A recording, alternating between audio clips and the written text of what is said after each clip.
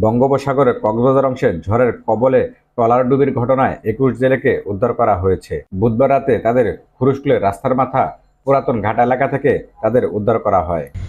বহুত গরু তো চাইলাম বুটিকাতে তো ঘুরে বাতাসে দিতে আবার বাতাস আর মিকাতে দিতে লইয়ে তো বুড়োর রক্ষা করি না ভারি বুড়িকে মাঝে চাপ মারি আর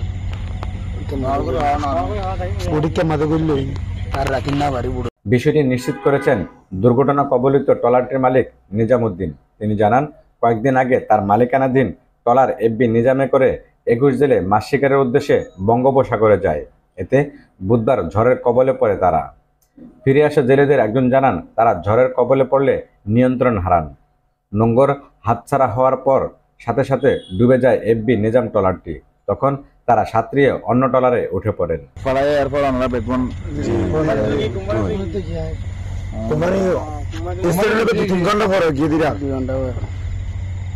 গিয়ে মনের মাঝে বিভিন্ন ধরনের তুলিলে